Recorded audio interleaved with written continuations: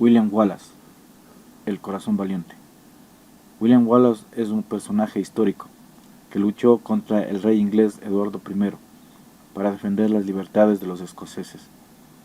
Desconocemos muchos de los detalles de su vida por la falta de fuentes contemporáneas a los hechos, y es por eso que, como sucede a menudo, la leyenda ha contribuido a magnificar sus gestas y su resistencia lo elevó a la categoría de héroe nacional en Escocia. Eduardo I de Inglaterra, llamado Longshanks o el Sanquilargo por su estatura, fue el primer rey de la dinastía de los Plantagenet, que intentó terminar la conquista inglesa en las Islas Británicas. En 1277 dirigió personalmente una campaña contra los galeses y les sometió a las Common Law inglesas. Las revueltas fueron severamente castigadas y líderes como Llywelyn y su hermano David murieron en el campo de batalla o ajusticiados. A partir de 1301, Eduardo I concedió a su primogénito el título de Príncipe de Gales, honor que los reyes de Inglaterra han conservado hasta la actualidad. Otro de sus planes era la anexión de Escocia, que parecía un objetivo fácil debido a que muchos nobles de la provincia escocesa de Lothian tenían posesiones a ambos lados de la frontera, y no aparentaba ser un problema poder pactar con ellos. Cuando murió el rey de Escocia, Alejandro III, dejando como única heredera a su nieta, que vivía en Noruega, el rey inglés propuso un matrimonio entre su hijo y la princesa de 2 años de edad, conocida como Margarita, hija de Noruega. Pero la niña no superó las dificultades del viaje a Inglaterra y murió en alta mar.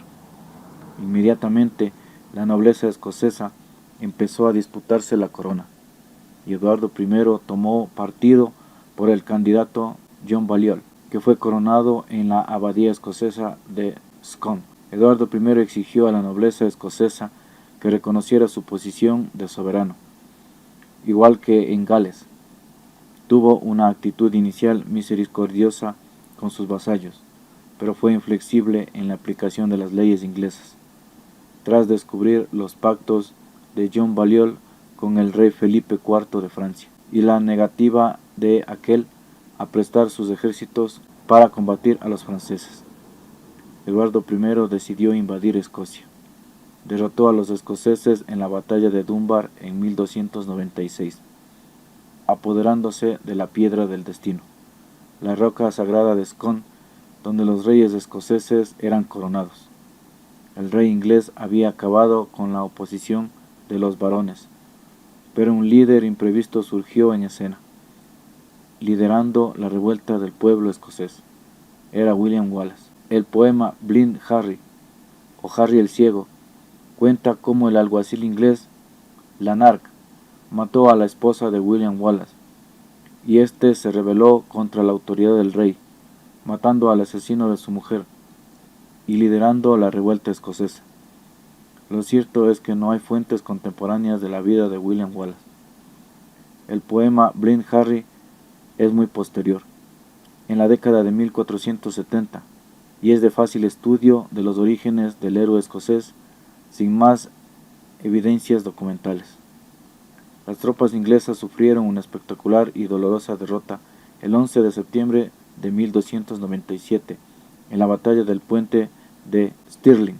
Los ingleses, dirigidos por John de Warenne Hughes de Cressingham, se confiaron por su superioridad numérica y la reciente victoria en Dunbar. Los rebeldes William Wallace y Andrew Murray esperaron a los hombres a la orilla del río Forth y aprovecharon la ansiedad inglesa para obtener una victoria rápida, para convertir el puente de Stirling en una trampa mortal.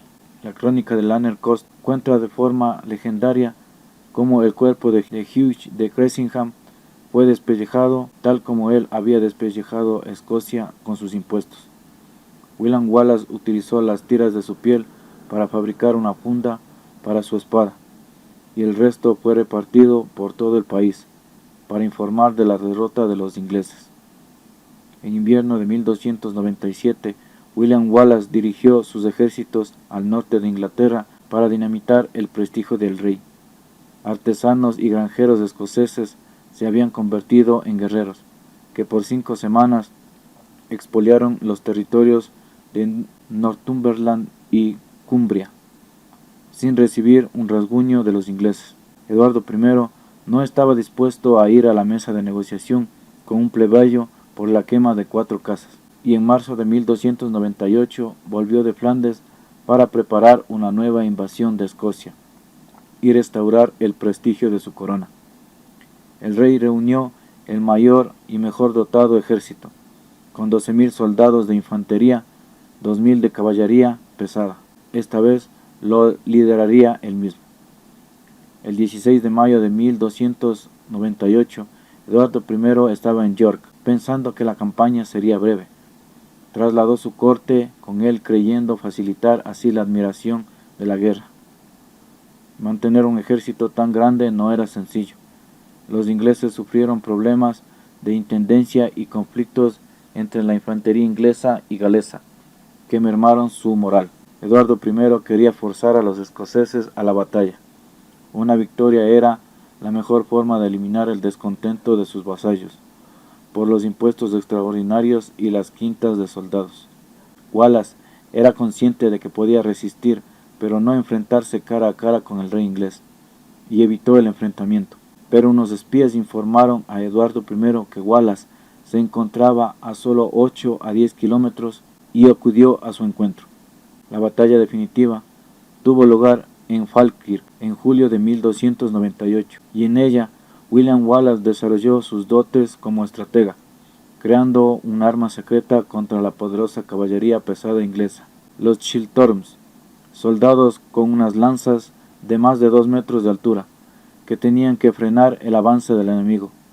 En el fragor de la batalla, la caballería escocesa, al mando de John Comyn, desertó, abandonando a los hombres de Wallace.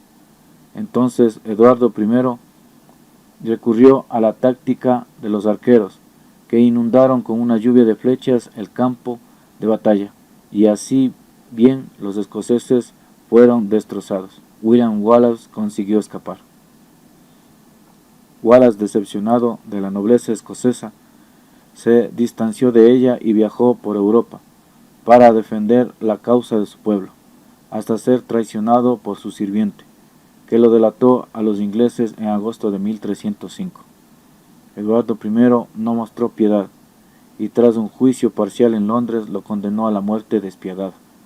Lo arrastraron por un caballo durante 8 kilómetros, desde Westminster hasta Smithfield. Le abrieron un canal para arrancarle los intestinos, y solo murió cuando le arrancaron el corazón. Su cuerpo fue decapitado y descuartizado. Repartieron los restos por Escocia, y su cabeza colgó del puente de Londres. No obstante, pese al aplastamiento de la figura de William Wallace, todos los esfuerzos de Eduardo I para someter a los escoceses fueron inútiles, al igual que ocurrió con la dominación de los romanos. Mejor hubiera sido reconocer que una victoria en Escocia era el preludio de una derrota. Al final de su vida, Eduardo I estaba enfermo, y la última campaña de Escocia acabó con su vida en julio de 1307. En su última voluntad, pidió a sus hijos que su corazón fuera enviado a Tierra Santa por 100 caballeros, y su cuerpo no se sepultará hasta que los escoceses fueran derrotados. Los huesos de Eduardo I eran trasladados al campo de batalla, para que, vivo o muerto, fuera él quien condujera a las tropas a la victoria. La vida y leyenda de William Wallace dieron la vuelta al mundo en 1995, con la película Braveheart, ganadora de 5 Oscars en Hollywood, dirigida y protagonizada por Mel Gibson, y con Patrick McGoohan como rey inglés Eduardo I. Los anales del cine recogerán para siempre la frase que resume el espíritu nacional de los escoceses durante la revuelta de Wallace: pueden quitarnos la vida, pero jamás nos quitarán la libertad. En realidad es una adaptación moderna extraída de la obra de Enrique V, de William Shakespeare.